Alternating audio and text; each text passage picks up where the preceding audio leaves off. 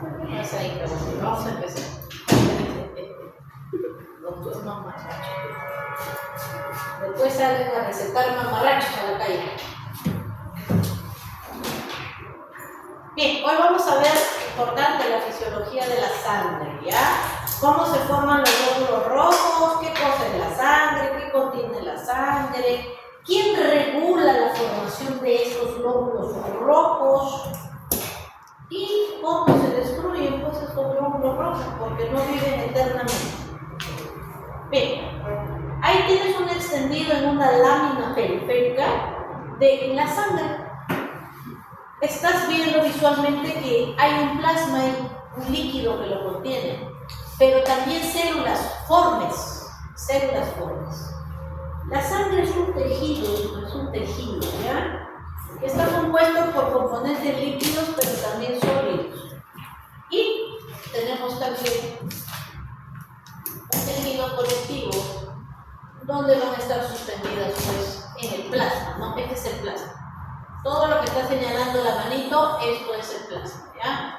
Este plasma va a estar compuesto de agüita, de proteínas, pues que no las puedes ver, son moleculares, no lo vemos. No lo vemos con un microscopio, pero lo puede ver con un microscopio óptico, quizás. Bien, pero con el microscopio común no lo podemos ver. Esto es el plasma, es un tejido conectivo, ya vamos a ver de qué está formado. Acá está el sodio. Acá está el potasio, por acá está la glucosa, por aquí transita el oxígeno disuelto directamente en el plasma, proteínas, fibrinógeno, albúmina, ¿no? Todos esos componentes que hay en el plasma de la sangre.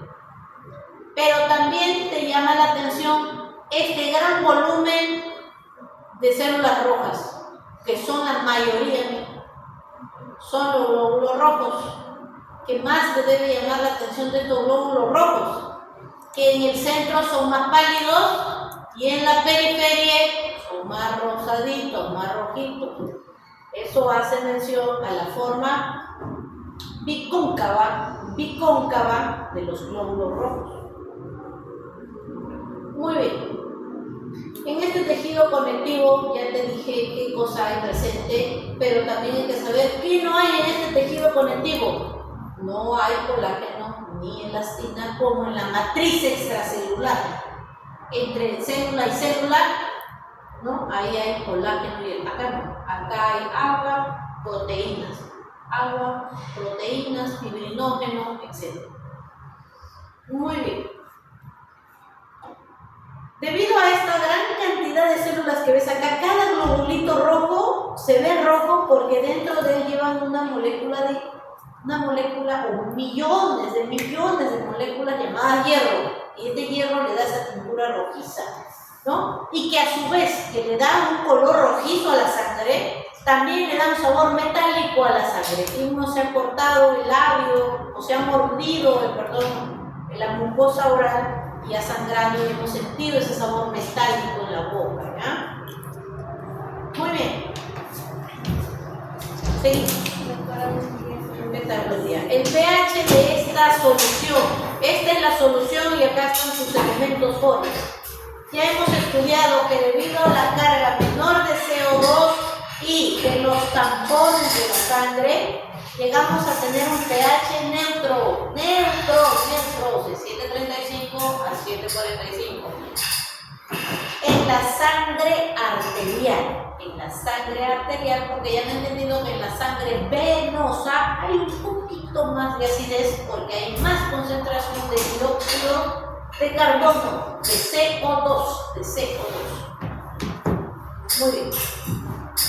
Vean aquí en esta imagen, veamos la sangre desde una visión composicional, de componentes. Vean, la mayor cantidad de células formes lo conforman los eritrocitos. En toda la sangre humana, el 45% de la sangre es glóbulos rojos, como vimos en esta imagen. Mira, casi la mitad de tu sangre, es glóbulos rojos. Casi la mitad.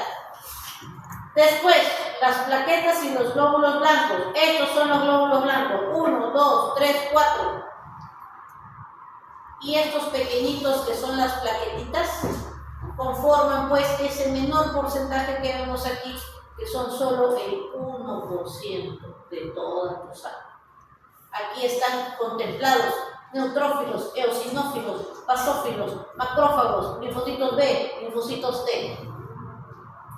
Y las miles de millones de plaquetitas que viajan, las miles de plaquetitas que viajan en la sangre. 150.000 a 450.000. El otro porcentaje más importante aún de los glóbulos rojos es ese tejido conectivo, el plasma. No contiene elastina, no contiene colágeno, pero tiene otras cosas que la hacen, ¿no?, que sea un líquido plasmático. Bien, esto representa el 55%, ¿ya? Veamos el plasma, solo el plasma. Este plasma que corresponde al 55% del volumen de la sangre humana. Vean, la mayoría del plasma es agua, hasta el 92%. ¿Y por qué no es agua pura? Porque es un plasma, porque en ella transitan proteínas y solutos. Las proteínas, como la albúmina principalmente, ¿ya? ¿Y qué más viaja ahí diluido? Ya saben, los electrolitos, 135 a 145 de sodio, de 3.5 a 4.5 de potasio, y así, calcio, magnesio, cloro, bicarbonato, tampón de la sangre, fosfato también es un tampón, ¿no?, alcalino, y así, derivados de los productos de los fosfolípidos y los sulfatos derivados del producto de las proteínas, de los lípidos y las proteínas. La urea también, producto del metabolismo de las carnes, de las proteínas. La creatinina, que es un producto de desecho muscular.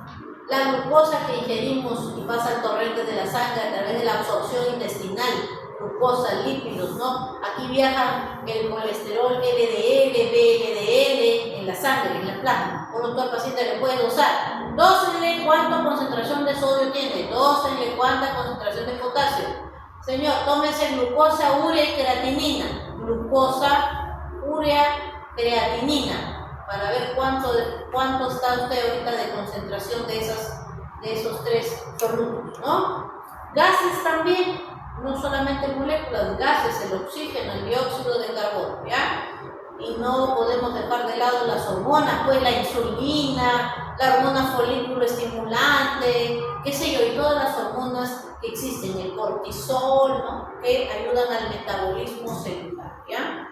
Entonces, ellas representan hasta el 2%, las proteínas hasta el 8%, y el agua, H2O, importante entonces mantenernos hidratados, porque si no hay agua, el volumen de la sangre baja y te da hipovolemia.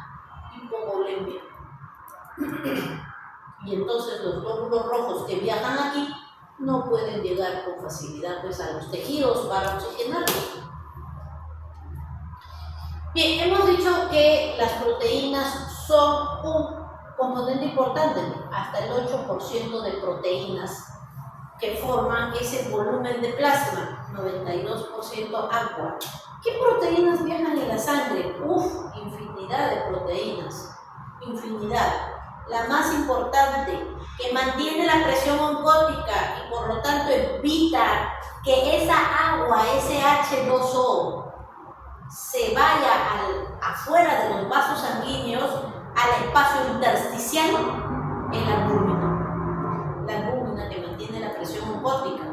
No es la única, pero es la más importante desde un punto de vista de cantidad, pero también desde un punto de vista fisiológico para mantener la sangre y el agua dentro de los vasos sanguíneos, la albúmina.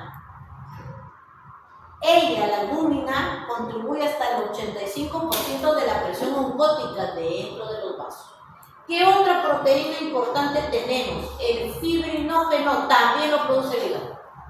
Acá tienes una, mira, en el cromosoma 4 de los hepatocitos, aquí tienen la información genética, el DNA, para transcribirlo a ARN y producir esta albúmina, que consta de 585 aminoácidos. Mira, es una proteína cuaternaria. Así es su forma visual tridimensional de esta proteína. Tiene bastantes aminoácidos, ¿no? 580, más de 50 aminoácidos ya se llama proteína. Más de 50 aminoácidos ya se llama proteína. Claro que primero fue una preproteína, ¿no? Que le cinden pues estos propéptidos y péptidos y ya termina formándose una proalbúmina y luego el Golgi la termina ya liberando como albúmina. Muy bien. Fibrinógeno. El fibrinógeno también es producido por el hígado en otro cromosoma. Este fibrinógeno, para que vayan entrando en conocimiento de la siguiente clase, es también una proteína, pero está inactiva. Ella está inactiva. Su función principal es que ella se va a convertir en fibrina. Se va a convertir en fibrina. Al convertirse en fibrina, este fibrinógeno va a poder atrapar a las plaquetas como una red, como una malla de pescar. ¿Has visto cuando el pescador tira su malla al mar y atrapa pues los pescados? Igualito es la fibrina. Se activa y atrapa a todas las plaquetas que están en ese agujero del vaso sanguíneo para formar un tapón plaquetario denso, duro, que no se vaya a salir. Importante entonces el fibrinógeno, que también participa dentro de un gran porcentaje de proteína en la sangre. Las globulinas, como las inmunoglobulinas, la inmunoglobulina G, la inmunoglobulina M, viajan por el torrente de la sangre. Importantes marcadores para el reconocimiento de antígenos patogénicos, pues, los virus, las bacterias, transitan por todo el sistema circulatorio. Globulinas, albúmina, fibrinógeno y globulinas son los tres principales, no son los únicos. Mira, acá hay un ejemplo de lista de proteínas que transitan por la sangre, albúmina. La antitripsina, que es para evitar que el colágeno del pulmón se vaya a...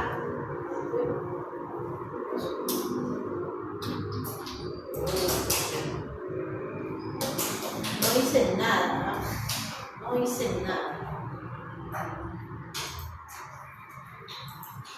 Oh, y ahora, ¿quién podrá ayudarnos? Yo no sé por qué esta máquina está tan pésima.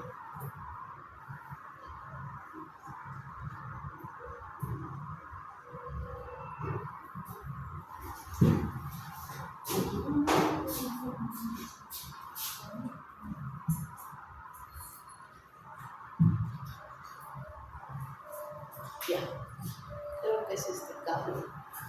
La HDMI. Ya, presten atención, pues no estoy con el celular. Ya, seguimos. Y así, hay otras, ¿no? ¿O te gustaría cuando yo esté con mi celular ahí conversando con los amigos? Bueno, seguimos. Bueno, ya se tienen, ¿no? Transferrina. Decían que la antitripsina ayuda a eliminar elastasas, por ejemplo, del pulmón, para que el pulmón no se termine digiriendo a él mismo, ¿no? Las antitripsinas, que son antidestrucción pulmonar, las lipoproteínas que transportan el colesterol, Y así, ceruloplasmina para el transporte de iones, ¿no? Como cobre, creo que está ceruloplasmina, la eritropoyetina, ¿no? Para la producción de glóbulos rojos, transferrina para el transporte de hierro en la sangre y así, inmunoglobulinas que ya mencioné. Eso entonces es el 55% de la sangre, el plasma. Agua, proteínas, solutos. Veamos ahora los glóbulos rojos. Son hasta el 45%, a veces en el varón un poco más, porque el varón produce más eritropoyetina gracias a la testosterona. Y la testosterona hace que ellos produzcan más eritropoyetina y por lo tanto más producción de glóbulos rojos que la mujer. Por eso los varones pueden tener un porcentaje de glóbulos rojos de hasta 47%, 48%, la mujer un poco menos, a veces del 45%. Ese porcentaje de glóbulos rojos en la sangre se llama hematocrito. Cuando usted escuche la palabra hematocrito, te están explicando qué porcentaje de esa sangre es glóbulos rojos. ¿Cuánto se le viene un paciente por emergencia? Un traumatizado. Tiene un daño hepático, se rompió su hígado. Yo no veo que está perdiendo sangre, pero sí la está perdiendo internamente, aunque no lo mire. ¿Cuánto está su hematocrito? Doctora, está en 35%. Ojalá no lo vea. O sea, está perdiendo glóbulos rojos, porque la sangre ahora ya no tiene 45%, sino 35% de su sangre es glóbulos rojos. Es una forma indirecta de decir que alguien está perdiendo sangre. Bien, así se ve un glóbulo rojo, como está en la imagen. Voy a mover quedito nomás esto, porque si cabe detrás está, mira, no me toques. Ahí tienen un glóbulo rojo, vean el diámetro del glóbulo rojo. Tiene un diámetro de hasta casi 8 micrómetros, pero vean en la zona central, menos de 1 micrómetro. Menos de 1 micrómetro. Entonces significa que en el centro el glóbulo rojo está hundido. ¿Por qué está hundido? Ha perdido todas sus organelas. ¿No? Ha perdido sus organelas. Ha perdido su núcleo, que ocupaba un volumen tridimensional. Es como si dentro de un limón, adentro tuviera metido una canica chiquita. Pero ha perdido pues esa canica, ya la liberó. ¿Por qué? Porque el glóbulo rojo necesita ser un saco de hemoglobinas. Allí adentro va a cargar millones de hemoglobinas. Por eso se libera de sus organelas, por eso se libera de su núcleo, para así poder cargar esas hemoglobinas. Importante en el diagnóstico de anemias. Un glóbulo rojo chiquito no es normal. Un glóbulo rojo grandazo no es normal. O sea, un microcito es anormal. Y un macrocito es anormal. Los dos son enfermedades. Tienen que tener un tamaño normal. Nosotros no hablamos cuando decimos que el glóbulo rojo está grande o está chiquito. Uy, su glóbulo rojo mide 6 micrómetros o mide 10 micrómetros. No. Lo hablamos en términos de volumen, para decir si el eritrocito está grande o está chiquito. ¿Cuánto es el volumen normal de un eritrocito? De 80 a 100 femtolitros. 1 litro es lo que nosotros usamos para medir en nuestro mundo, en nuestro tamaño de nosotros. Pero en un mundo microscópico, el litro lo pasamos a 10 a la menos 15. Y eso es 1 femtolitro. Entonces, de 80 a 100 femtolitros es el volumen. Si el paciente tiene un 120 femtolitros, es un glóbulo rojo grandazo. Eso es anormal. Y si tiene un volumen pequeñito, chiquitito, 70, eso es un microcito. Se ven en las anemias.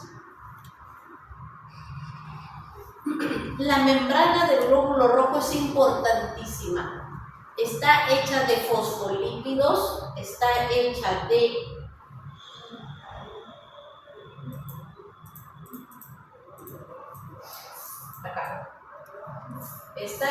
de fosfolípidos, está hecha de proteínas o de glucoproteínas. Acá vemos los monosacáridos, los glúcidos y las proteínas. Está hecha de glucoproteínas y también está hecha de proteínas citoplasmáticas que le confieren esta forma al glóbulo rojo.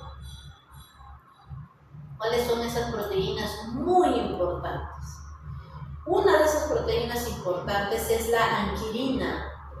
Esta proteína periférica del glóbulo rojo, la anquilina. La banda 4.2 y el dímero banda 3. Estas son proteínas. Una, la dímero 3 es transmembrana, o sea, es una proteína integral de membrana, y la banda 4 y la anquilina son periféricas en el lado citoplasmático. Un niño puede nacer con mutaciones para la producción de estas proteínas y degenerar en enfermedades como la esferocitosis hereditaria, que hará que el glóbulo rojo, en vez de tener una forma bicóncava, sea como un balón de fútbol. Así no debe ser el glóbulo rojo. No debe tener una forma tridimensional como un limón, sino como un limón aplastado por ambos lados, arriba y abajo. Estas proteínas anquilina banda 4 y dímero banda 3 están unidas a otras proteínas de la matriz citoplasmática que se llaman las espectrinas alfa y beta. Estas espectrinas también pueden tener mutaciones. Lo cierto es que cuando no están bien ancladas todas estas proteínas a las espectrinas, la membrana no es fija y va a ser porosa, y por allí se va a meter, porque el agua es hidrosoluble, se va a meter por esos espacios y va a empezar a deformar al glóbulo rojo, convirtiéndolo en un esferocito. ¿Por qué también son importantes esos citoesqueletos? Porque mira, le va a permitir pasar por los capilares, que es la última división vascular, la más microscópica, con un diámetro que a veces puede ser que sea tan igual o menos, ¿no? Y hace que estos globulitos rojos tengan a veces que deformarse para poder pasar por estos capilares. Entonces, importante pues la forma del glóbulo rojo. Acá puedes ver en esta imagen de microscopio electrónico, mira cómo tiene esta forma bicóncava, todos apiñaditos, ¿no? En cuenta de monedas, ¿Qué más es importante saber de nuestros glóbulos rojos que ocupan hasta el 45% de la sangre? Ellos tienen muchas funciones, no solamente sirven para transportar el oxígeno unido al hierro, también son importantes porque ayudan al proceso de tamponamiento de buffer de la sangre. No te olvides que el glóbulo rojo contiene una enzima que es la anhidrasa carbónica adentro de este glóbulo rojo, que convierte pues el CO2 que sale de los tejidos, cuando pasa por los tejidos este glóbulo rojo, como ves acá en esta imagen, él le va a liberar CO2, y al liberarle CO2, este glóbulo rojo ingresa el CO2, porque es un gas, ingresa libremente en difusión simple, y va a convertir a ese CO2, gracias a la anhidrasa carbónica, con el agua que contiene ese glóbulo rojo, y lo va a convertir en en ácido carbónico, y lo va a liberar como bicarbonato a la sangre, ¿no? Lo libera, y el hidrógeno se retiene con la hemoglobina, ¿no? Aquí, porque la hemoglobina es una proteína tamponadora también, entonces se une a la hemoglobina. Listo, es una forma. ¿Qué otras funciones más tiene el glóbulo rojo? Transportar el oxígeno a través de la hemoglobina. Recuerden que no tiene núcleo, vean esta imagen, y tampoco tiene mitocondrias porque ha perdido sus organelas, ¿no? Es anuclear y ha perdido sus organelas. Entonces, cuando necesita generar ATP, siempre lo va a hacer a través de la respiración anaeróbica. Si necesita producir ATP, no va a usar la vía del ácido cítrico o del ciclo de Krebs, porque no hay mitocondrias. Entonces, hace una respiración anaeróbica, ¿verdad? Muy bien. Dice, estos no solo se utilizan el oxígeno que están transportando, lo que les convierte en unos transportes, claro, es cierto. Si es que ellos tuvieran mitocondrias, usarían el oxígeno que van transportando y disminuirían la carga de oxígeno del propio glóbulo rojo, que tiene como función llevarlo a los tejidos. Pero ni siquiera va a utilizar su propio oxígeno porque no tiene mitocondrias. O sea, quien nos ha creado es muy sabio. Ya expliqué esto de aquí, en el que el glóbulo rojo tiene a la anhidrasa carbónica. Vea usted esta imagen. En esta imagen podemos ver cómo el tejido libera CO2 y este CO2 se va a unir al agua gracias a la anhidrasa carbónica.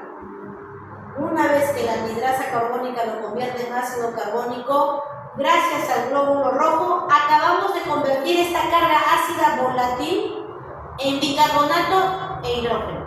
Este bicarbonato va a la sangre porque va a ayudar al riñón en sus procesos de tamponamiento también. Y este hidrógeno malo y tóxico va cargado a la hemoglobina. Carbaminohemoglobina incluso se llama. No, es la hemoglobina con un hidrógeno.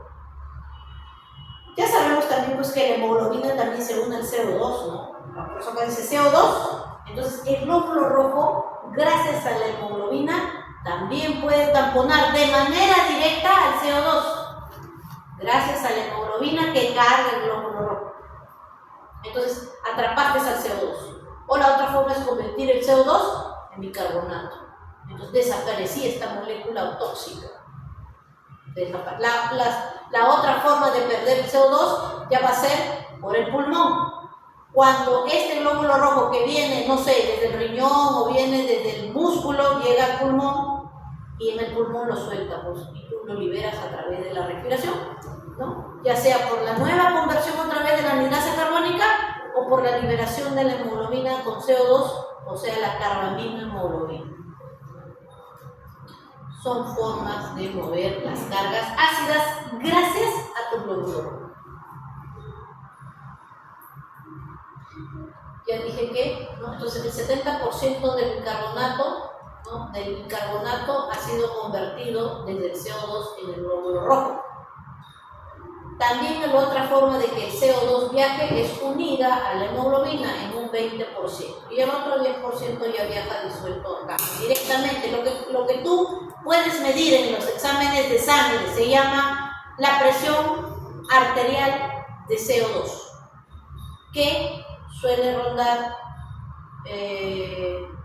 la presión de CO2 de 35 a 45 milímetros de mercurio, la presión de CO2, que equivale al 10% del CO2 disuelto. Por Hernán Solís. Un segundo, por favor. ¿Aló? Hola, doctor Solís. Buen día, ¿qué tal? Dígame, doctor, ¿en qué puedo ayudarle?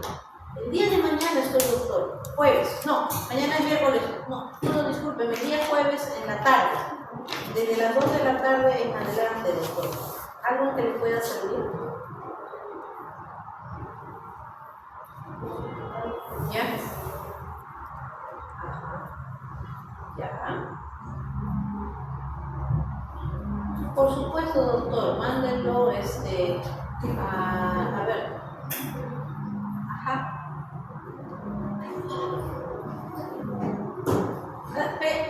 Pero déjeme ver qué día tengo consultorio, por favor, doctor, porque este jueves voy, pero no es que tengo consultorio.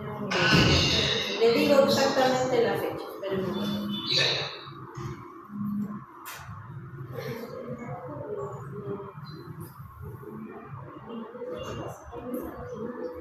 Doctor, yo tengo consultorio el jueves 18 desde las 2 de la tarde en adelante. Jueves 18 de junio. Es la más próxima.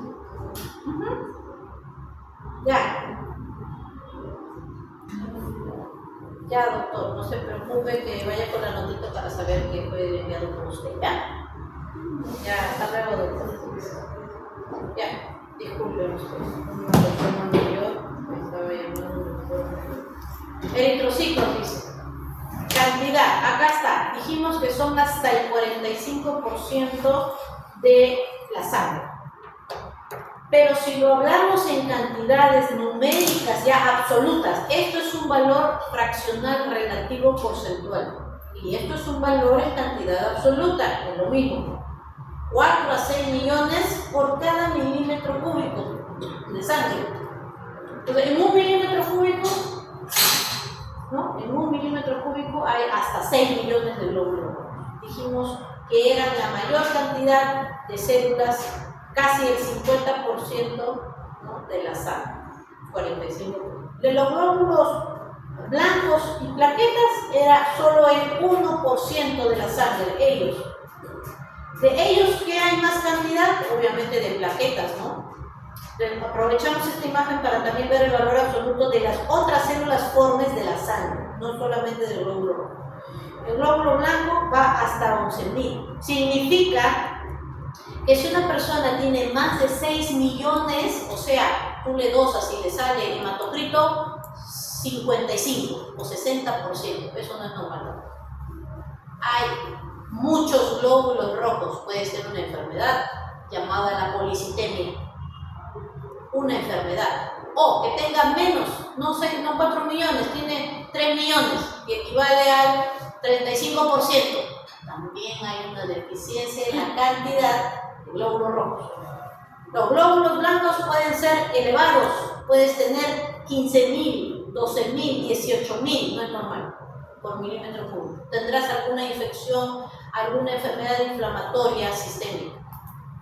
O tener menos también. Eso se llama leucopenia. Cuando tienes un poco, leucopenia. 3.500, ¿qué tendrás? ¿Alguna enfermedad de la médula ósea? O si tienes más, se llama leucocitosis. Paciente que acude con anemia y leucopenia. Anemia y leucopenia, ya tiene una bicitopenia. Bitos, citocélulas, ¿no? O una pancitopenia de las tres series, glóbulos rojos, glóbulos blancos, plaquetas. Por decir, 100.000 plaquetas, tiene una plaquetopenia. Un paciente puede tener anemia, leucopenia y plaquetopenia, por supuesto que sí, se llama pancitopenia, por la causa que fuera un shock séptico, una falla medular, ¿qué tendrá? Un cáncer de médula. Muy bien, y más de 500.000 por milímetro cúbico se llama trombocitosis. Generan coágulos, trombos en los vasos sanguíneos.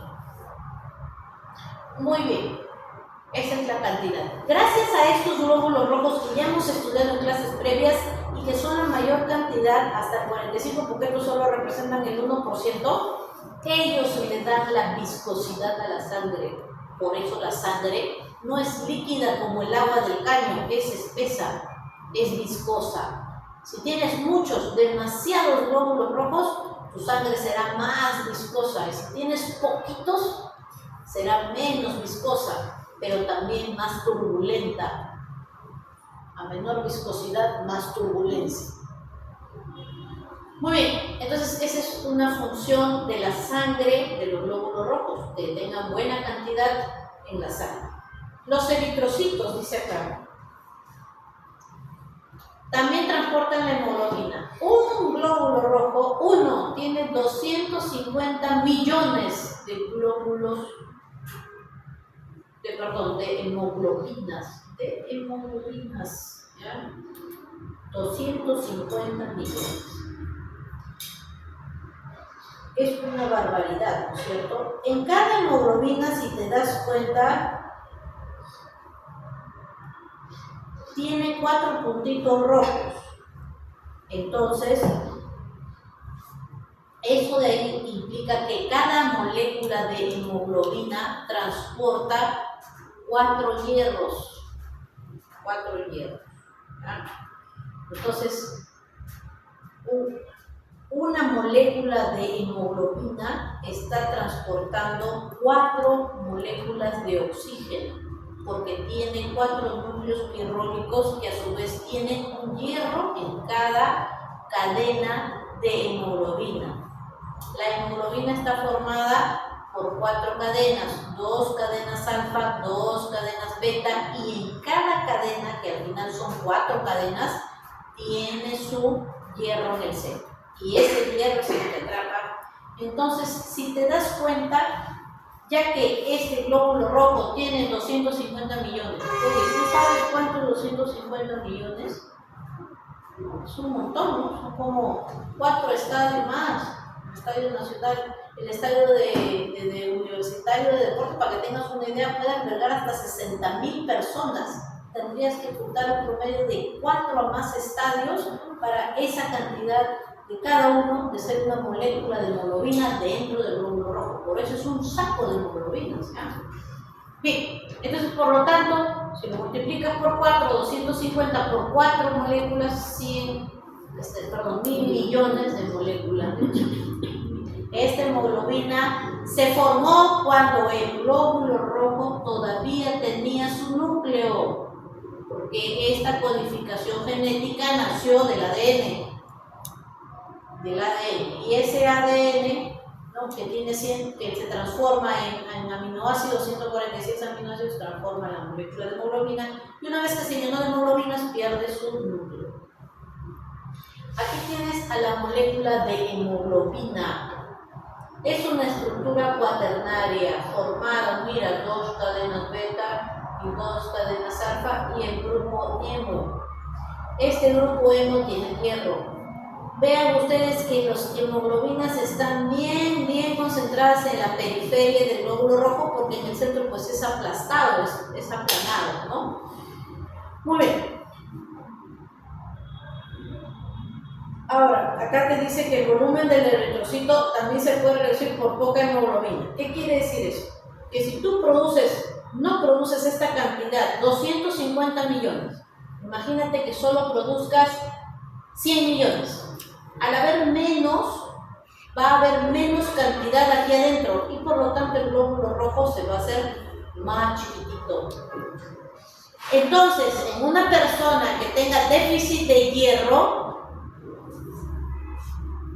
habrá menos formación de hemoglobinas en la médula ósea de ese glóbulo rojo prematuro, y por lo tanto, si hay poco hierro, poca hemoglobina, microcito. Producción de eritrocitos. Durante la niñez y la adolescencia, el principal órgano productor de glóbulos rojos es el hueso tibia en su médula ósea, en la tibia. ¿En qué parte? No en las epífisis, sino en la parte central, porque las epífisis son las zonas de crecimiento de los extremos, ¿no? De la diáfisis, de ahí nace esa producción, y del fémur. Pero, ¿no?, cuando ya pasa a la edad de más de 30 años, ya deja de ser el fémur y la tibia zonas de producción de glóbulos rojos.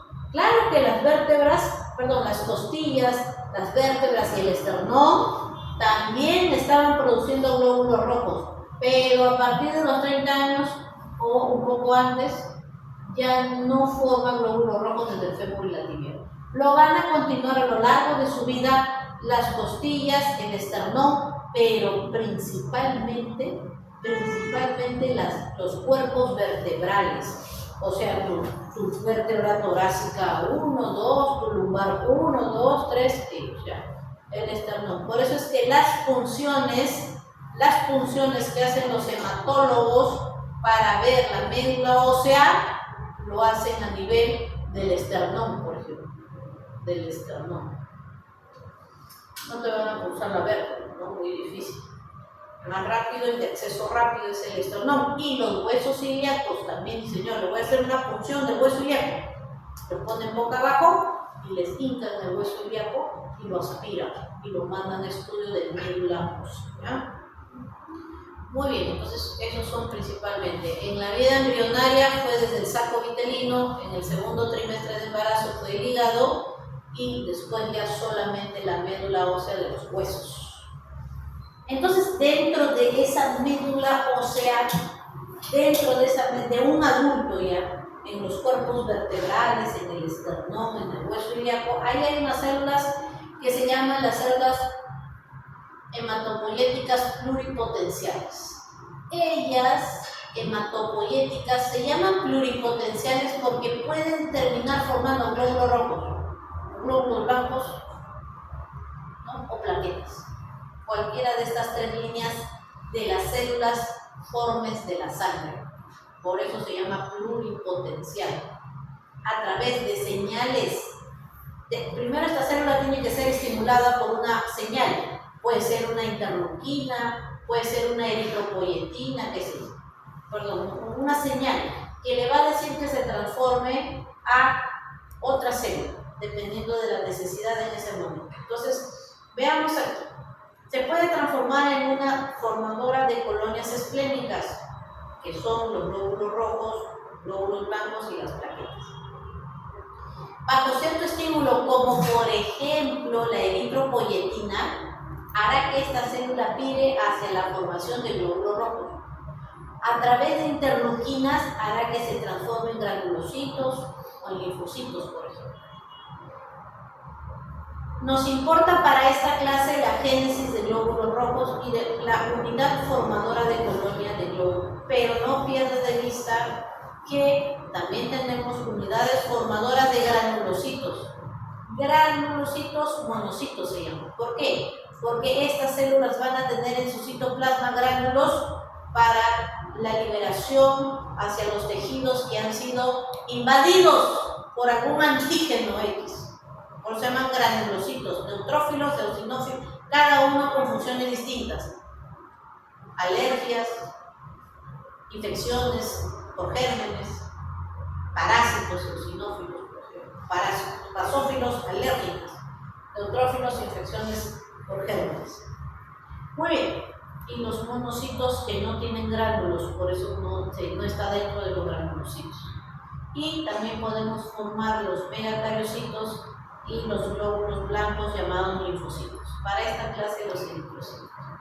Acá podemos ver cuando esta unidad formadora de colonias inicia con el proeritroblasto. Este proeritroblasto tiene en su membrana celular receptores de eritropoyetina para que se divida en una y en otra y en otra y en otra y en otra, divida y crezca y no muera cuando es estimulada por la eritropoyetina, que a su vez ella viene del riñón. Vamos a tener que primero es basófilo, vean el citoplasma de color morado. Luego va a terminar siendo un policromatófilo ortocromático, donde vemos que ya el citoplasma se ve rosado. Y en este eritroblasto ortocromático, el núcleo empieza a desaparecer. Empieza a desaparecer, se empieza a condensar, ¿no?, hasta formar una malla que es como un retículo verde. Esta es la fase previa a que ya no tenga este núcleo. Por eso se llama reticulocito, porque es una célula que tiene una malla reticular, como una malla de pescar, que lo va a perder. Y al perderlo ya se llama glóbulo rojo. El eritrocito maduro. En sangre periférica, hasta el 99% son glóbulos rojos maduros. 1% pueden salir como reticulocito a la sangre periférica, y en el camino de las horas del día, con botar esta zona reticular y en sangre periférica convertirse en glóbulo rojo. Por lo tanto, los reticulocitos están en la médula ósea de los cuerpos vertebrales, del esternón, del hueso ilíaco, pero también puedes encontrar reticulocitos en la sangre periférica, aunque en porcentajes muy bajitos. ¿Por qué es importante saber eso? Porque cuando una persona se está desangrando en una hemorragia masiva, la eritropoyetina va a aumentar porque los tejidos van a entrar en hipoxia. Estás perdiendo sangre porque tienes un trauma hepático. La hemorragia está perdiendo la sangre hacia la cavidad abdominal. O te han cortado la pierna, tienes una amputación ahí por un accidente y llegan sin pierna, con la rodilla expuesta y sangrando. Eso es un sangrado externo, que lo puedes visualizar. Baja el hematocrito, hay hipoxia de los tejidos, se libera eritropoyetina, va al proeritroblasto y empieza una masiva mitosis con una masiva producción de reticulocitos. Pueden tener 10% de reticulocitos en sangre periférica. Significa que la reticulocitosis elevada en sangre me está hablando de que hay una masiva producción de glóbulos rojos en ese paciente, por alguna causa. Muy bien. Los glóbulos rojos pueden tomar formas anormales, si es que hay alguna enfermedad de fondo. Por ejemplo, cuando la hemoglobina no se forma bien, como en la enfermedad de la anemia falciforme, la hemoglobina al dejar el oxígeno genera esta retracción del glóbulo rojo y lo deforma. No es normal esta forma, debe tener una forma de bicóncava. Así no puede pasar los vasos sanguíneos, así se atora y produce infartos en los tejidos periféricos. Se atora, produce obstrucción del flujo, miles de glóbulos falciformes. Se llaman falciformes porque tienen la forma de una falx. ¿Qué cosa es la falx? Es la hoz. La hoz, ¿han visto la hoz, no? ¿Qué es la hoz? Nunca en mi vida escuché.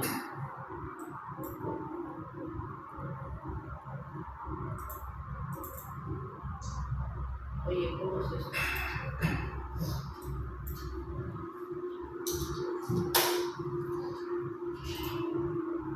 Esto es la hoz. Esto es la hoz.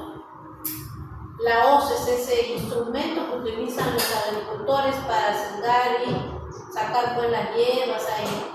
Esta es la hoz. Que usan también pues los partidos de izquierda, ¿no? La hoz de los agricultores, de la gente del pueblo. Ahí está la hoz. La hoz en inglés se llama falx, por eso se llama falciforme. Los glóbulos rojos, cuando no tienen buena cantidad de hemoglobina, se ven así todos paliduchos. Por eso la persona está pálido. Claro, porque no hay buena cantidad de hemoglobina, porque el que le da el color al glóbulo rojo es la hemoglobina. No come hierro, no acumula mucha hemoglobina y tiene un glóbulo rojo que no se ve rojo, pues. Entonces eso se llama hipocromía, cuando su color está menos de lo normal, tiene poca cantidad de hemoglobina dentro. Hipocromía. El glóbulo rojo, y además a veces están chiquititos. El tamaño normal es este, pero ahora están más chiquititos. Se llama microcítico, o sea, sus fentolitros están bajos. Y la cantidad de hemoglobina adentro es poquita. Anemia microcítica hipocrómica. Si es que el paciente tiene defectos en la producción del ADN y la mitosis, acá está en mitosis. Para que tú hagas mitosis, has tenido que entrar en la fase S de la mitosis. Y en la fase S se produce la duplicación del DNA. Si no duplicas el DNA bien, se va a quedar así, mira, grandote. Y eso va a formar glóbulos rojos en transición, que se llaman megaloblásticos, fentolitros 120. Por ejemplo, en el déficit de ácido fólico, en el déficit de vitamina B12, que son vitaminas que ayudan a la formación de DNA, de purinas, en la síntesis de ADN. Eritroblastosis fetal, cuando el glóbulo rojo se vuelve, por alteración de la membrana celular, se vuelve redondo, ¿no? Por eso se llama eritroblastosis. Muy bien. Una vez que ya se liberan del retículo, también van a perder su núcleo, dice, se reabsorbe el retículo endoplasmático y va a quedar esta malla reticular, ¿ya? ¿Qué más? Todavía contiene una pequeña cantidad de material basófilo, ¿no? El aparato de Golgi, las mitocondrias y algunos orgánulos citoplasmáticos. Muy bien, entonces por eso todavía se ve este color. Cuando ya pierde todo, entonces ya se llama reticulocito. Sale a la sangre periférica a través de un proceso llamado diapetesis. el reticulocito se va a apiñar como un reloj de arena para salir entre los endotelios de la médula ósea, porque la médula ósea tiene capilares y esos capilares por ahí se va a salir esos glóbulos rojos. Ya hemos estudiado en la clase anterior cómo son los capilares de una médula ósea, ya lo han estudiado, por ahí se va a salir, por esos capilares. Entonces vean, desde que tenemos el proeritroblasto hasta que pasa a estadio eritrocito, 30 horas, ¿no? Para que se forme el normoblasto, 30 horas para que se forme, el eritroblasto, y miren, 6 días para que termine de formar el reticulocito, ¿no? En estos días que faltan, entonces de acá hasta 4 días promedio, o 5 a veces, para que el normoblasto empiece a perder el núcleo y las orgánulas. Cuando ya lo termina de perder por completo se llama reticulocito, ¿ya? Y el reticulocito lo termina de perder. Muy bien, 2 días el reticulocito, miren, y parte del reticulocito puede estar en la médula ósea y parte de los reticulocitos pueden salir a la sangre periférica. Pueden vivir, entre 1 a 2 días en sangre, para convertirse luego en eritrocitos maduros. ¿Cuántos días vive un glóbulo rojo circulando y yendo a tus tejidos a dejar oxígeno, saliendo de tus tejidos para ir a los pulmones a dejar el CO2, de nuevo otra vez cogen oxígeno y se van a tus tejidos, y de tus tejidos nuevamente regresan al pulmón y están así, en ese plano? ¿Cuántos días? 120 días. Ya en su senectud van a ir al vaso donde van a ser fagocitados, ¿ya? Muy bien, los reticulocitos dice son menos del 1%, eso es lo normal. Más del 1% no es normal. Muy bien, para que esta mitosis en la médula ósea se dé con normalidad, en el proceso de mitosis necesitamos ciertas moléculas como la vitamina B12 y la vitamina B9. El tetrahidrofolato o metiltetrahidrofolato, como es transportado el ácido fólico en sangre, va a llegar a la médula ósea, al glóbulo rojo, al proeritroblasto o a las formas inmaduras. Pero para que haga su efecto necesita ser desmetilado. Esta desmetilación la realiza la vitamina B12, también llamada cobalamina. Entonces, la vitamina B9 necesita ser desmetilada gracias a la cobalamina. Entonces se convierte al ácido fólico. Este ácido fólico va a generar, que se transforme la timidina. Esta timidina va a ayudar a la polimerización del DNA para formar los nucleótidos del DNA que se está duplicando en esa célula roja. Cuando hay problemas de nutrición, de falta de ácido fólico o vitamina B9, la persona realiza anemia megaloblástica. Y así se vería un glóbulo rojo megaloblástico, o sea, más de 100 fentolitros, más de 100 de volumen. Mira, este es un glóbulo rojo normal. Y mira este glóbulo rojo. Gigante. Con un gran núcleo que no lo ha perdido. Ahí el ADN se ha quedado sin polimerizar. Estos glóbulos rojos no son normales y son detectados por los macrófagos y los van a destruir. Además que se atoran en los vasos sanguíneos. Hay una falla entonces en la maduración de este proceso de los glóbulos rojos. De acá hasta acá. Esta vitamina B12 es ingerida en la dieta humana. No lo produces, tu cuerpo no produce vitamina B12, la tienes que comer. ¿De dónde? Del huevo, del brócoli. de la carne animal. Si no comes carne, no tienes vitamina. Perdón, disculpen, hablé mal. El ácido fólico puede venir de vegetal. La vitamina B12 viene de la carne animal. Por eso es que los vegetarianos o veganos extremos que no comen carne hacen anemia megaloblástica. Esta vitamina B12 se une al factor intrínseco para absorberse, porque yo lo comí en la carne de res, en el bife, en el cuadril, en el pollo frito que acabo de comer. Se desintegra a vitamina B12 y el factor intrínseco que produce el estómago a través de la célula parietal va a llevarlo ¿a dónde? Para absorberse. ¿En qué parte de tu intestino se va a absorber la vitamina B12? Que va a ir a actuar aquí. Se va a absorber en el ileum terminal. Al final del ileum, antes de la válvula ileocecal, ahí hay unas células especializadas que tienen receptor de factor intrínseco. Significa que si no tengo receptor de factor intrínseco, significa que si no tengo factor intrínseco, o significa que si no tengo ileum, o significa que si no como vitamina B12, o significa que si no tengo estómago, porque me hicieron una manga gástrica, me va a dar anemia megaloblástica. Megaloblástica. Todavía no hablo de la perniciosa.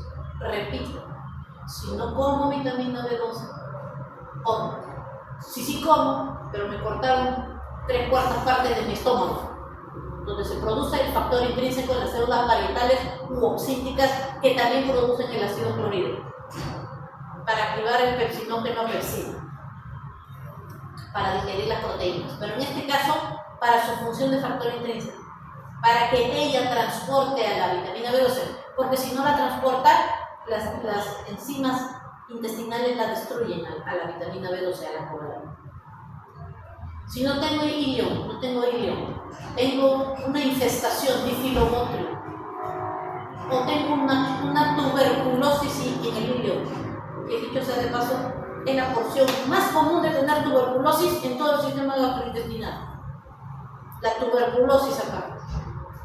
O tengo una trombosis mesentérica, y me tienen que cortar todo el ileum, o todo el yeyuno con el ileum. O tengo un cáncer en el intestino del ileum y me tienen que sacar el ileum.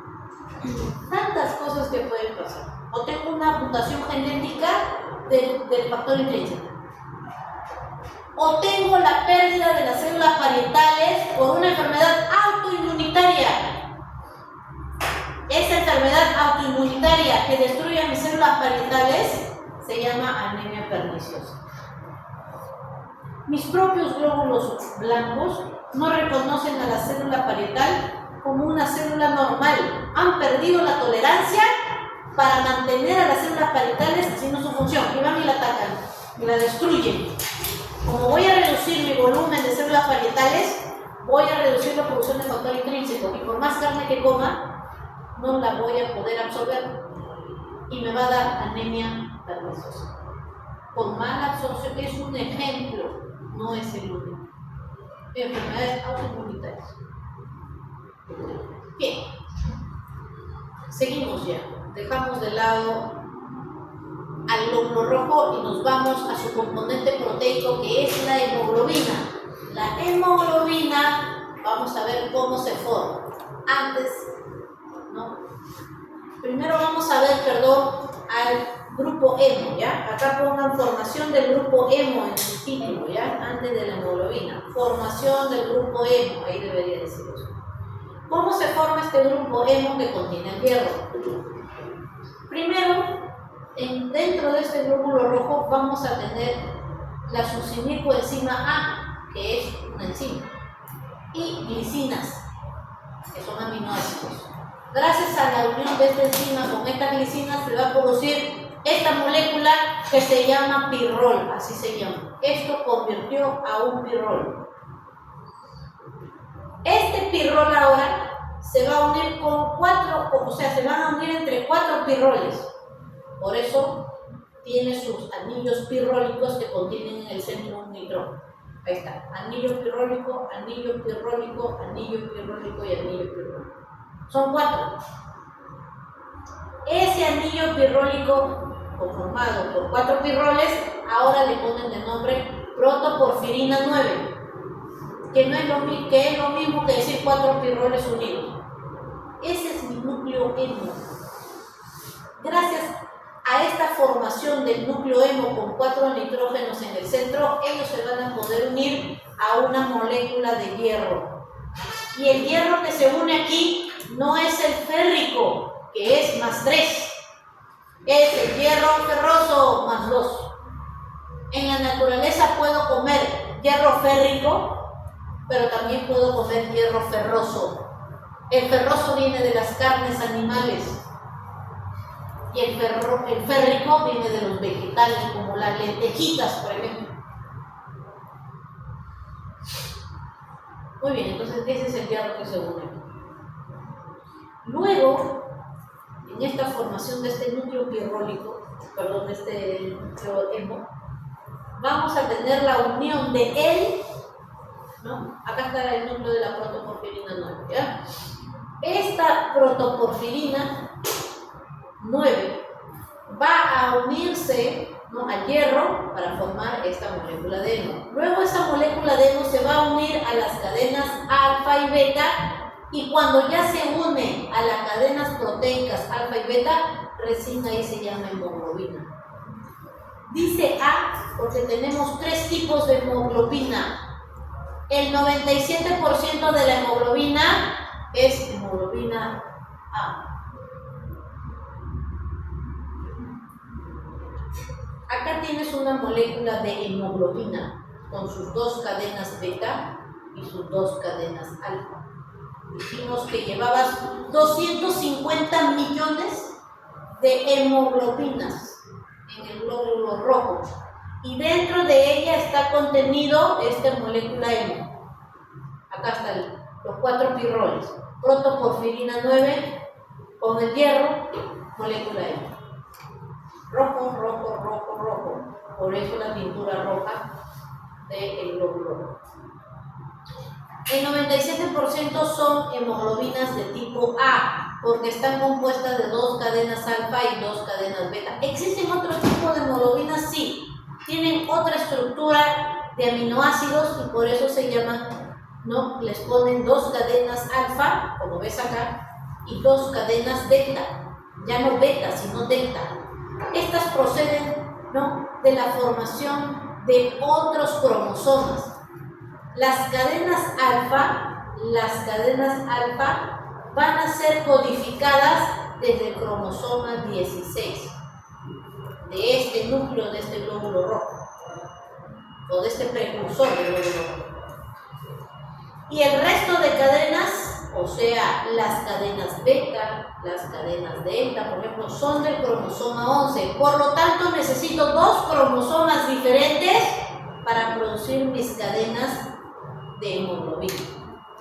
La más rara y la que se adhiere más al oxígeno y no lo suelta casi por nada del mundo es la hemoglobina fetal, que está compuesta por 2 cadenas alfa y 2 cadenas gamma. Si te das cuenta, siempre se respetan las cadenas alfa. Lo que puede variar son las cadenas beta, delta, gamma. ¿Pueden existir seres humanos que tengan alteraciones genéticas para producir las cadenas? Por supuesto. Y se llaman las enfermedades talasemias. Las talasemias, donde o no produce bien la cadena beta o no produce bien la cadena alfa. Talasemias. Alfa talasemias, beta talasemias. No es motivo de esta clase, pero entiendes la importancia de las cadenas. Porque si no formamos cadenas alfa y beta, esas otras cadenas no son normales, no son lo ideal y transportan menos oxígeno. Metabolismo del hierro. ¿Qué pasa con el hierro? El hierro es importante porque tú lo comes y lo vas a ingresar a tu molécula hemo, a tus 4 pirroles ahí adentro, a tu protoporfirina 9. Por lo tanto, el hierro viene de lo que como, de mi dieta, lo que como. Si no como hierro, ahí están los niños, no Perú. Siempre primeros en lo malo. Anemia mundial, Perú. Peor tráfico de Latinoamérica y segundo del mundo. Primero, no, en lo peor. Ayer jugó con España. 4 minutos gol. La peor presentación de cualquier equipo que ha estado en amistosos. Hasta Egipto demoran a hacerle gol. Pero a Perú, 4 minutos gol. Peor, pero esto es lo peor. No seas pues de ese montón. Tú sé mejor. Sé el primero de tu nota de examen. Sé el primero de tu ENAD. Sé el primero de tu residencia. Sé el primero en llegar. No seas de ese montón. Sé el primero en atender. Porque de lo que hago te voy a preguntar. Ya, seguimos. Metabolismo del hierro. Entonces, lo comes, pues los niños no comen, pues no comen hierro. Es una causa de anemia. ¿Qué le dan? Frugos con galletas soda. Está gordo, ahí está obeso. ¿Tiene hierro? Gordo, anémico.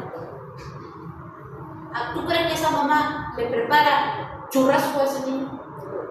¿Tú crees que esa mamá que vive ahí en el Cerro San Cosme, que encima tiene tuberculosis, en el Cerro San Cosme, va al mercado y compra bistec?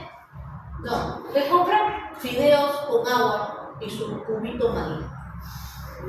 Pero ya comió, pues, ya comió. Cubito maíz con fideos, puro carbohidrato. Si no hay, entonces el hierro ingerido en la dieta va a pasar a ser absorbido en el intestino. Imaginemos que ese niño o ese adulto sí come, ya trabaja,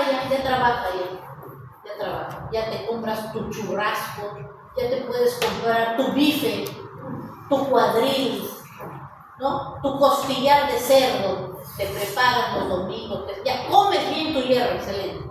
Pero resulta que tienes una mutación en la proteína transferrina. Por más hierro que comas, un porcentaje de tus transferrinas están mutadas y no transporta al hierro en sangre. Eso existe, ¿eh? Seres humanos que tienen mutaciones de la transferrina. ¿Qué estás entendiendo entonces de la transferrina? Que es una proteína que ella atrapa después del intestino, pasa a la sangre y allí es transportada por la transferrina. Ferrina de hierro, trans de transporte. Nunca lo hubiera imaginado. Transferrina. Plasmática. Luego, esa transferrina tiene varios caminos, mira. La transferrina puede llevar ese hierro a tu hígado. Recuerda que el hígado es un tambo, como los tambos incaicos. ¿Qué era un tambo? ¿Qué es tambo? ¿Qué te enseñaron en el colegio? ¿Qué se hace en el tambo? Tocamos el tambor.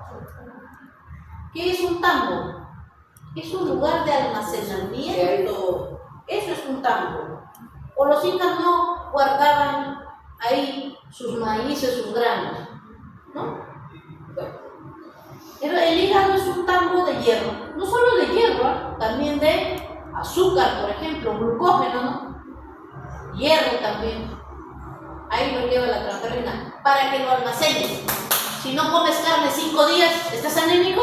No, porque de ahí lo saca tu hierro, de tu hígado. ¿Dónde más almacena el hierro? Perdón, ¿a dónde más va el hierro?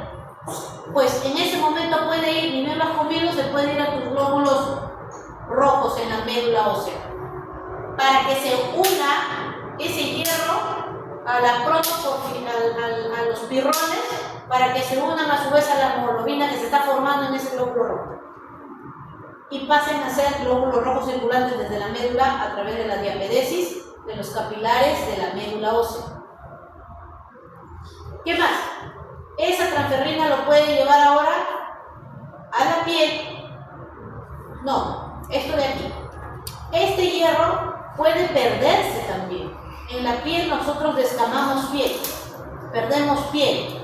El intestino también se descama porque está en constante mitosis y las mujeres pierden endometrio con sangre en las reglas. Esta es una forma de perder hierro a través de la sangre y la descamación de la piel y los intestinos, ¿ya? ¿Qué otros caminos puede tomar el hierro? Al ir al vaso va a ser fagocitado. y se va a reciclar ese hierro otra vez. Va a ser liberado de ese glóbulo rojo que va a morir a la sangre y a la transferrina. Y así es el círculo de metabolismo del hierro. ¿Ya? Acá tienen un hierro ingerido de la dieta de una carne de animal.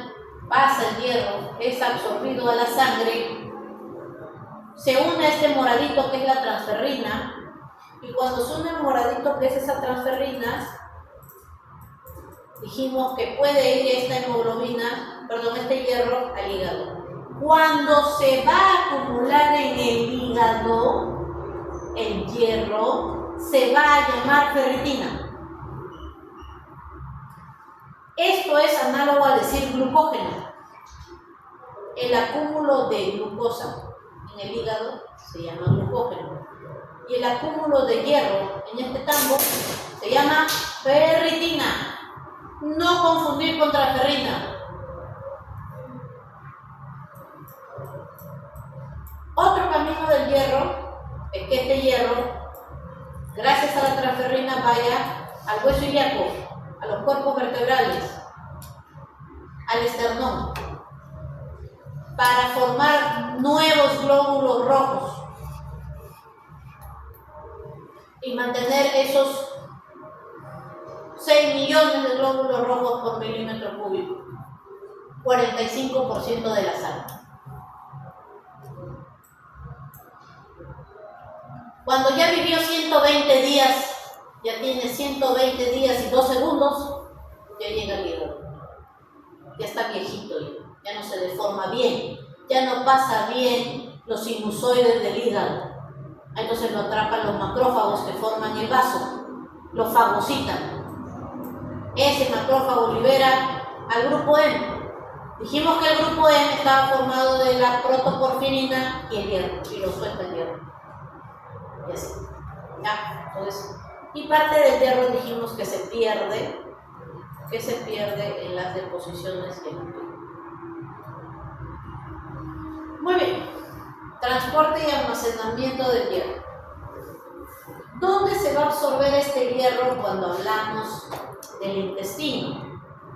El hierro así como dijimos que la vitamina B12 se absorbe en el hilo terminal, el hierro se va a absorber en el duodeno. Ahí se va a absorber. Una vez que este hierro que has comido de la sangre, de la carne, miren, el hierro que comemos de los productos vegetales, lentejitas por ejemplo, es un hierro férrico. Gracias a la acción del ácido clorhídrico, pierde un electrón y se forma en hierro más 2. O sea, ferroso, lentejitas. Pero si como carne pura, será hierro más 2 puro. Algunas veces, bueno, seguimos. A veces el hierro más 3 llega como hierro más 3 también al intestino, ¿ah? ¿Y cómo lo absorbo, doctora, si llegó como hierro más 3? Porque tu intestino va a tener unas enzimas que van a convertir a este hierro más 3 en hierro más 2, ¿no? Y son proteínas de conversión divalente, algo así, ¿no? De transporte divalente, que lo convierten a hierro más 3 en hierro más 2. ¿Por qué? Porque la única forma de que el hierro atraviese hasta el enterocito es como hierro más 2. No puede entrar como hierro más 3. No se absorben las vellosidades intestinales como hierro más 3. Solo como hierro más 2. Por eso dicen que la carne tiene más fácil absorción que el hierro vegetal.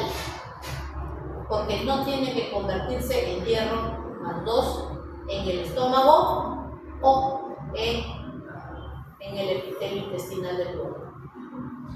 Una vez que lo absorbe el enterocito, allí adentro otra vez va a sufrir una conversión a hierro más 3.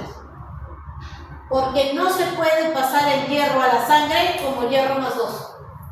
Entonces, de la luz intestinal al enterocito solo puede ingresar porque solo hay transportadores para hierro más 3. No existen transportadores para hierro más 2. No existen transportadores para hierro más 3 en la membrana luminal.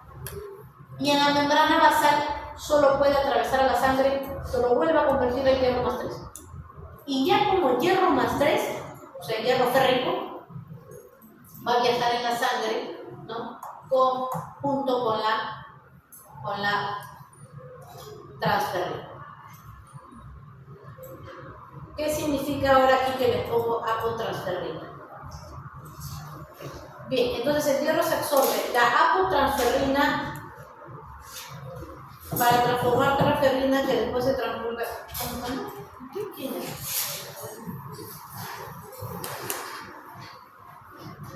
No hay nadie, ¿no? Ah, ¿pero qué pasa?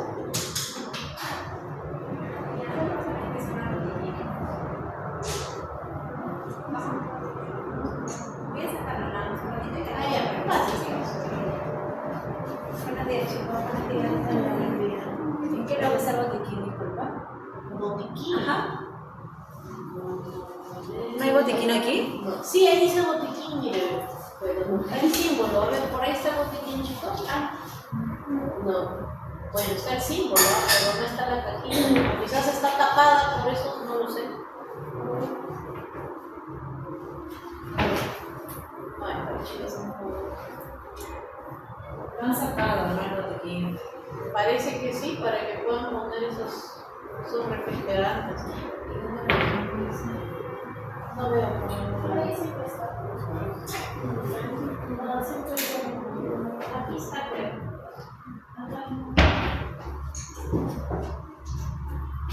Sí, nada más. Ah, mira. Ahorita igual voy a tener que tomar una foto porque el botiquín tiene que ser exhibido. Tienes que ponerlo para que pasen los si no van a pasar los de sol. Correcto. Sí. Ahorita lo traigo, ¿ya? Voy a verificar nada más. No se preocupen.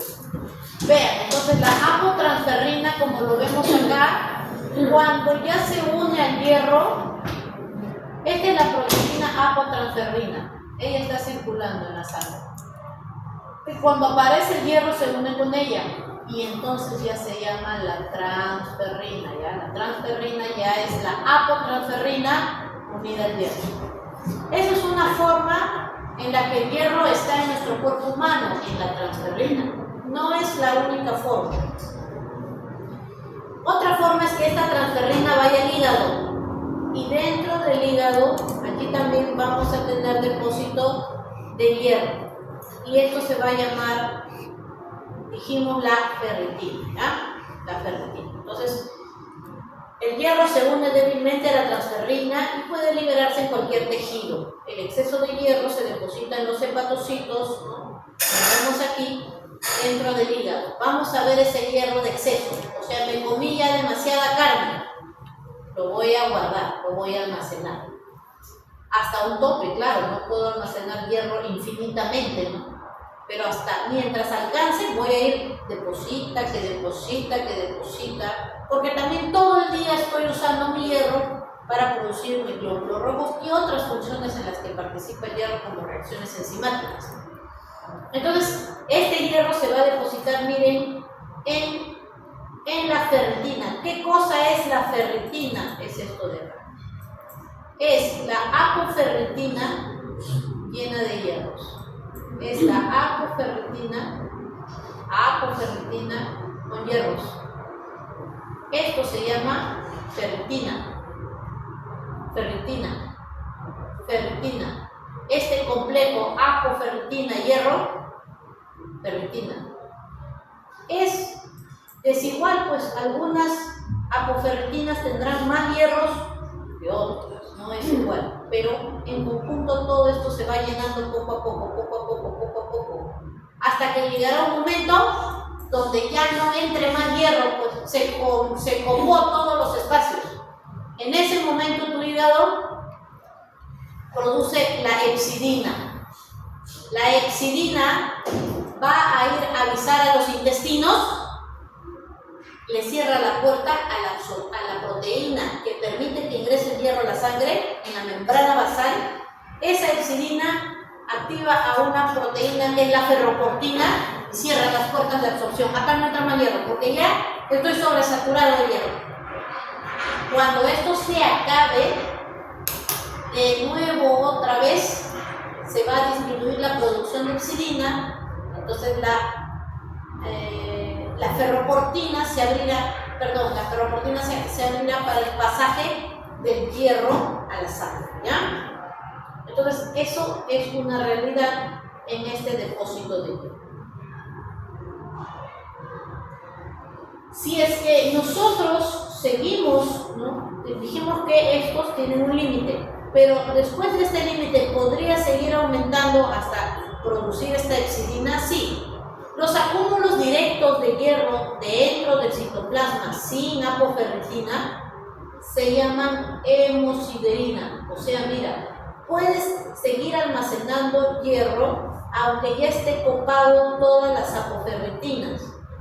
Y ese acúmulo se llama hemosiderina. Cuando la cantidad total de hierro es mayor de la que puede acumular la apoferritina. Se acumula, dice, y con el microscopio óptico se puede ver, ¿no? Y también con la microscopía electrónica. Ya cuando esto se llena demasiado, la epsilina pues sale al torrente de la sangre a decir ya no más, ya estoy abotagado de hierro, ya no puedo, el hepatocito ya no puede, y esa epsilina la produce el mismo hepatocito, ¿ya? El mismo hepatocito. Transporte y almacenamiento del hierro. Este hierro sale desde mis almacenes o puede venir directamente de la dieta. Se va a unir a la proteína apotransferrina para convertirse en transferrina, y esta transferrina va a ir a la médula ósea. Acá te he puesto un cuerpo vertebral, vea la parte esponjosa del cuerpo vertebral que es médula ósea productora de glóbulos rojos, ¿ya? Estas células, estos eritroblastos inmaduros que están en formación, pues tienen un receptor, que es el receptor de la transferrina. Si yo tengo mutaciones en el receptor de la transferrina, seguramente también voy a tener dificultad para que mi médula ósea produzca glóbulos rojos y me va a dar anemia. Hay un receptor, es el receptor de la transferrina. Hace que ingrese la transferrina y deje su hierro, ¿no? Y este hierro es el que se va a utilizar para, miren, y tiene su mitocondria porque todavía no ha perdido ni su núcleo ni sus organelas porque es un glóbulo rojo inmaduro, ¿ya?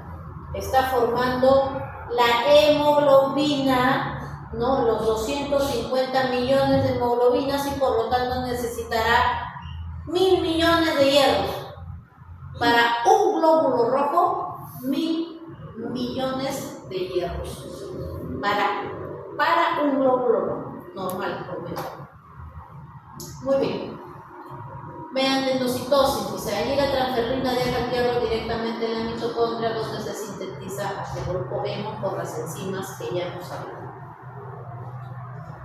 Transporte y almacenamiento del hierro. Entonces, vean, acá tenemos que la transferrina, vean aquí esta imagen que hice.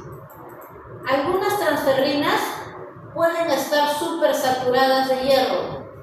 Otras transferrinas pueden no estar tan saturadas. Otras más, otras menos. Pero en conjunto forman el índice de saturación de la transferrina. Cuando una persona tiene anemia, no hay hierro, por ejemplo, no come hierro, porque no tiene plata para comprar carne. Esta saturación es menor, porque hay poco hierro absorbido de la dieta. Entonces, una forma de ver que hay anemia es bajo índice de saturación de transferrina. Si tengo pocos hierros que saturan mi transferrina, pues entonces también llevaré menos hierro a mis glóbulos rojos de la médula ósea inmaduros, ¿ya? Y eso genera, pues, hay personas, dicen, que no tienen cantidades adecuadas de transferrina. Un ejemplo te voy a dar de la vida real. la esposa de mi hermano, tiene mutación en la transferrina. Ella mantiene hemoglobinas de 8. Y un día me llamó porque sentía que le iba a dar un infarto. Estuvo subiendo las escaleras al cuarto piso de su casa y sintió un dolor anginoso en el pecho que se le irradiaba el brazo. Le dijo, eso es un infarto. Vaya, usted inmediatamente estaba en Chiclayo, estaba en Máncora. No me dejan, pero ni mis vacaciones. Vaya usted inmediatamente a la emergencia, está teniendo una angina de pecho. Hasta ese momento no entendía por qué. Tiene 48 años, no tiene por qué dar angina de pecho. Fisiología. Ah, y esa anémica. ¿Has sangrado más en tu regla? Más o menos, no normalmente. ¿Te has cortado últimamente? No. ¿Estás con tu periodo menstrual? Sí, estoy con mi periodo menstrual y sí. Me ha venido casi lo normal, pero en días, pero en volumen más. O sea, encima es anémica porque no tiene transferrina en buenas cantidades y además había sangrado la misma cantidad, pero más volumen. Se anemizó más y le dio una angina de pecho. ¿Sabes cuánto tenía de hemoglobina? 4.5. Y cuando tú subes las escaleras, requieres más oxígeno de tu corazón, ¿no? Porque va a latir más rápido, con más fuerza. Entonces necesitas ATP. El ATP se obtiene de la respiración aeróbica del músculo. Pero para eso necesitas oxígeno.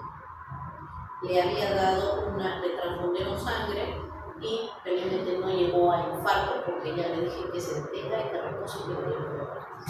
Entonces, esto es una realidad que estudiamos para entender, pues. Yo le hubiera dicho, ¿qué será? Me parece, toma agua.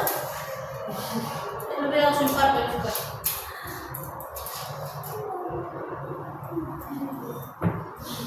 Bueno, seguimos. Anemia, entonces puede dar anemia, como no va a haber, no hay transferrina, no hay hierritos,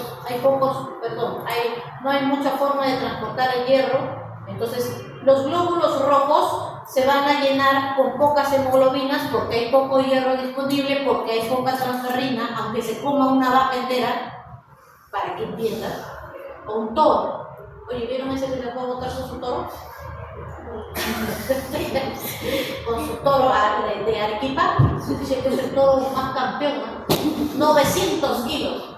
Aunque mi cuñada se coma una tonelada de res, del toro ese buralín, no sé cómo se llama, va a ser anémica, porque no hay transferrina. Hijo, si así no entiendes, cuando te preguntan el examen como memoria, hay muchas preguntas. ¿Ya? Seguimos. Entonces, vean, acá tenemos, miren, una persona con transferrinas disminuidas. Y si eso encima pierde dijimos que una forma de perder hierro es por la descamación de la piel y por los ciclos menstruales. Imagínate que justo a mi cuñada le daba un pólipo en el útero. O mioma, Dios mío, se muere, pues. Porque el mioma sangra cantidad y el pólipo ni qué decir. Entonces, es un ejemplo. O que se corte, ¿no? Ni te cortes. Porque después infarto cerebral, infarto de miocardio. ¿Quiénes consumen oxígeno? Nuestros riñones, nuestro corazón y nuestro cerebro. ¿Cómo? Esa mutación realmente no he investigado si es una mutación de tipo hereditaria o es esporádica, no lo sé, no investigué a fondo. Igual ninguno de sus hijos tiene anemia, así que entiendo que no es 100% hereditario, debe ser algo de ello. Muy bien, absorción de hierro entonces. Ahí está, ya hemos visto que esto pasa, pues, esta transferrina se une con el hierro más 3, ya no con el hierro más 2, por favor, ya, hierro más 3. Esta es la imagen, miren qué bonita esta imagen de Robin de patología. Esta es la parte del intestino, mire usted, intestino, porque acá vemos las microvellosidades intestinales. Vamos a imaginar que esta persona se ha comido, es un argentino que come carne todos los benditos días. Todos los benditos días con su mate. Entonces, ya tiene sus reservas hepáticas de hierro, están hasta hemosidrina, todo, ferritina, todo está lleno. va a producir la hepcidina, mira. La hepcidina es una proteína que bloquea a la ferroportina. Si te preguntaste a través de qué proteína traspasaba el hierro más 2 a la sangre, esa proteína se llama la ferroportina. Pero de la luz del intestino, donde acabas de comer en el duodeno, para que pase al enterocito, utiliza, si es que es hierro más 2, va a usar lo puedes absorber, como hemo, como grupo hemo o como molécula de hierro. Repito, en las vellosidades intestinales puedes absorber hierro, ya sea como grupo hemo, o sea con su protoporfirina, con su núcleo pirrólico, a través del transportador hemo, así se llama, no te puedes equivocar, en la membrana luminal. Pero en la membrana luminal, si es que tú tienes hierro, lo comiste, y es hierro más 2, porque has comido carne de animal, va a pasar a través del transportador de metales divalentes. Ese es el nombre que uno para. Transportador de metales divalentes. De 2. No puede entrar 3. Por lo tanto, acá tenemos una enzima que es una enzima de la microvellosidad que se llama el citocromo B duodenal y lo va a convertir de hierro más 3 a hierro más 2. Si es que te comiste lentejitas con bistec. Cuando comes lentejitas con bistec, las lentejitas se convierten en hierro más 2. Y la carne puede absorberse como hierro hemo, o la carne del bistec se puede absorber como hierro más 2, de metales equivalentes. Y esto va a pasar a la ferroportina. Pero cuando está lleno mis depósitos de hierro, la hepcidina cierra la ferroportina. Y esta portina, que significa puerta, ya no permite, así te comas lo que comas de carne ya no lo vas a absorber, porque ya estás sobresaturado en hierro, ¿ya? Y para que este hierro más 2 se convierta en hierro más 3, que es como se va a transportar en la transferrina, usa otra proteína de la membrana basal que se llama la efaestina, Y dijimos que el hierro también se puede perder por la descamación de las células del epitelio del intestino. Muy bien, ¿qué otra proceso? Ya sabemos que vive 120 días, ¿ya?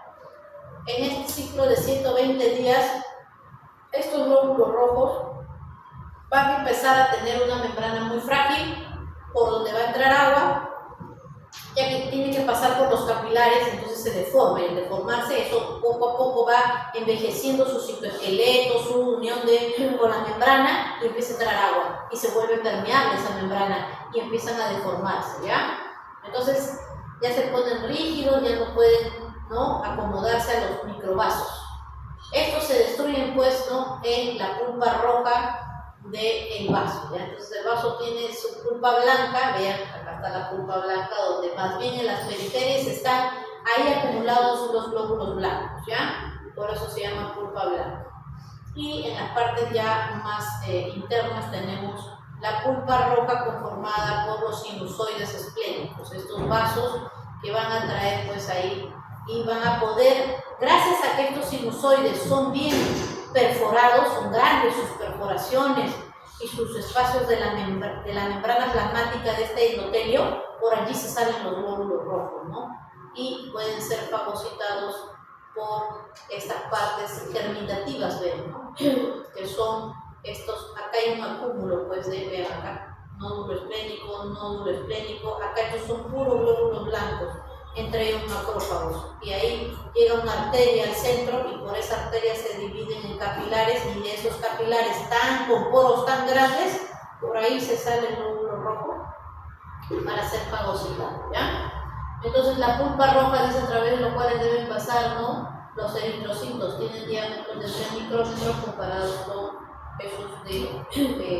esos son los, pero aunque su luz es delgada, tiene unos poros grandes, ¿ya?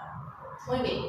Dice, cuando se extirpa el vaso, el número de eritrocitos viejos anormales aumenta considerablemente. Muy bien. Este es el macrófago, vean. Ahí está el macrófago en este cordón K, como hemos visto, en este nódulo esplénico. Y ahí está el macrófago, ¿ya? ¿Dónde vamos a destruir? No solamente en el vaso, ¿ya? No solamente en el vaso, pero es el principal órgano de destrucción del glóbulo rojo. También en el hígado. Acá vea usted el hígado, ve esta estructura del hígado. El hígado está formado por cordones de hepatocitos que están en filita india, uno al lado del otro, hepatocito, hepatocito, hepatocito. Pero entre líneas o filas de eritrocitos, así como están ordenaditos, cuando ustedes vean histología del hígado van a ver, parecen unos militares, uno al lado, no, ni más allá ni más acá.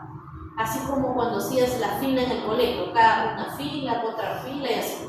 Y entre columnas, perdón, o entre filas, depende de cómo lo veas, va a haber estos espacios. Vamos a tener que por acá pasan los sinusoides hepáticos, o sea, por acá pasa la sangre, que está formada por células endoteliales, porque son capilares, pero se llaman sinusoides. Y en el espacio, ¿no?, de acá, del sinusoide plasmático entre células endoteliales, ahí va a estar pegada las celulitas, macrófagos, que en el hígado se llaman células de Kupffer. Son lo mismo, son macrófagos, igual que la que está en la sangre, igual que está en el vaso, igual que está en el cerebro, pero acá se llaman células de Kupffer. Entonces acá tenemos en el sinusoide hepático, entre endoteliales, ahí está la célula de... Ahí también ocurre, acá adentro ocurre esto, ¿no?, la fagocitosis de los glóbulos rojos, ¿ya? Entonces, vean cómo es que el hierro, pues, ¿no?, se libera, es liberado como hierro libre de estas células. ¿Qué más? Destrucción de la hemoglobina por los macrófagos, dice. Destrucción de la... Entonces, vean, los macrófagos liberan el hierro y este hierro va a ir a pasar a la transferrina.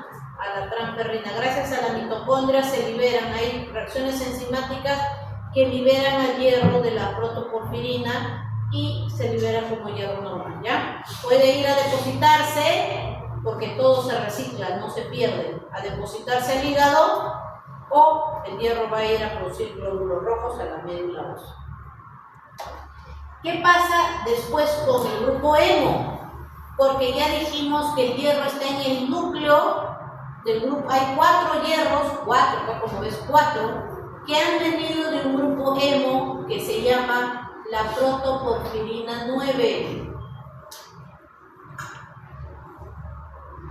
Ese grupo hemo, después que se ha liberado gracias a los macrófagos, ya sea del hígado, del vaso, van a ir, ¿no?, a convertirse en biliverdina, gracias a una enzima que es la enzima hemooxigenasa en estos macrófagos. Entonces, el grupo hemo, mientras que el hierro del macrófago se va a la sangre para irse con la transferrina, el grupo hemo en estas células se va a convertir en biliverdina, gracias a una enzima que ellos tienen que se llama la hemooxidasa. Como ves aquí, metabolismo del grupo hemo, vean, acá está A, B, C, D, vean, y acá, ¿no?, se ha liberado el hierro y ha quedado, ¿no?, el grupo hemo. Este grupo hemo, gracias a la hemooxigenasa, se va a convertir en esta molécula que ahora se llama biliverdina. Esta biliverdina ahora va a usar otra enzima, va a actuar sobre ella, la biliverdina reductasa, acá, biliverdina reductasa, que ahora la va a convertir en la famosa bilirrubina. Pero es la bilirrubina que está en el torrente de la sangre. Esa bilirrubina se llama indirecta, es la que dosas en los pacientes, o no conjugada. Esos son los dos nombres de la bilirrubina que se ha liberado primeramente, la indirecta o no conjugada, que es prehepática. El hígado ahí no tiene nada que ver. ¿Qué significa esto? Que si tú tuvieras un paciente que tiene una severa destrucción de los glóbulos rojos, por ejemplo, doctora, imagínate que le has transfundido una sangre que no le corresponde a ese paciente. El paciente es grupo B y tú le has transfundido grupo A. Este paquete de sangre que tú le has transfundido no es reconocido por el sistema mononuclear fagocítico y lo va a destruir en el torrente de la sangre inmediatamente, pero también en los vasos, en el hígado. gracias a que tiene la hemoxigenasa y la biliverdin redutasa.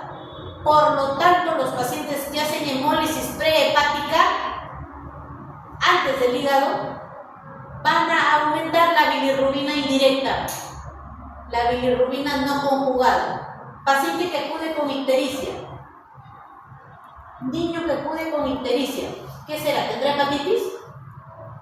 ¿O tendrá una hemólisis intravascular? Si es que está elevada la bilirrubina indirecta no conjugada o prehepática, sospecharé que es una hemólisis en ese niño, porque tiene alguna enfermedad. O si al ser humano le han transfundido un grupo que no le corresponde. Son ejemplos de bilirrubina indirecta elevada. O por ejemplo, si el niño tiene una anemia hemolítica autoinmunitaria, su propio sistema inmunológico no reconoce su glóbulo rojo, porque eso es una enfermedad y existe en la vida real. Se llama anemia hemolítica autoinmunitaria. Es una enfermedad, una hipersensibilidad. Entonces aumentará la bilirrubina no conjugada o bilirrubina indirecta. Si es que la bilirrubina no conjugada sigue su paso normal al hígado, ahí en el hígado los hepatocitos, estas células, tienen una enzima que se llama la glucoriniltransferasa, UDP, glucoriniltransferasa, que van a convertir esta bilirrubina no conjugada en bilirrubina ahora sí conjugada.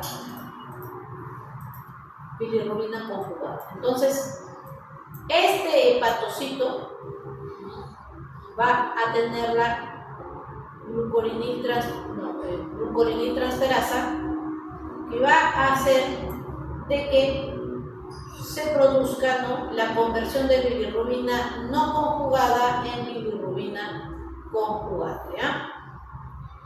Entonces esto va a ser liberado, esta bilirrubina conjugada, a la sangre.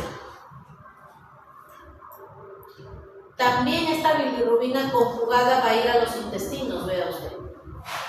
Cuando la bilirrubina conjugada, porque es bilirrubina y va a irse a la formación de la bilis, que va a ir a transportarse por los conductos hepáticos, no, por los conductos biliares hacia los conductos hepáticos comunes, y va a ir a almacenarse en la vesícula. Cuando usted coma grasa, por ejemplo, una papa frita, la yema del huevo, la bilis va a tener que salir para poder digerir esas grasas. Las sales biliares, ¿no?, la bilirrubina sale. Ahí al salir sale la bilirrubina conjugada en el intestino, producto de la ruptura de los glóbulos rojos. Es un pigmento, pues, la bilirrubina es un pigmento, pinta de amarillo las heces, por eso las heces son marrones o amarillas. Si tú no liberaras bilirrubina, porque tienes una obstrucción acá en el colédoco, por ejemplo, y no sale la bilis, tus heces van a ser blanquecinas, no van a tener ese pigmento amarillesco, marronesco que da la bilirrubina. Esta bilirrubina conjugada que ya produjo el hígado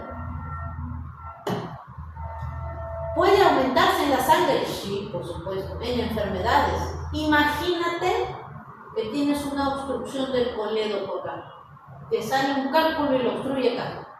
El paciente va a venir amarillo, va a venir ictérico también, como el caso anterior, pero en este caso la bilirrubina que va a estar elevada es la bilirrubina directa, o también llamada bilirrubina conjugada. Señor, ¿usted está ictérico? Ah, muy bien, su bilirrubina directa debe ser hasta 1, usted tiene 4. Entonces, y esta está normal. Entonces, hay una lesión, hay algo en el hígado o en las vías biliares que le está generando. Tiene una lesión en el hígado, tiene una hepatitis. Entonces, cualquier forma de elevación de la liberación de esta bilirrubina conjugada va a generar aumento. Esta bilirrubina pasa a las heces y luego esta bilirrubina puede tomar dos caminos: o irse por las heces como estercobilina, Y esta estercobilina se produce a estercobilina gracias a las bacterias que hay acá en el intestino. O puede convertirse a urobilinógeno, como ves acá. Se puede convertir esta bilirrubina en urobilinógeno o en estercobilinógeno. Si se transforma en estercobilinógeno en el intestino, pues pasará a las heces.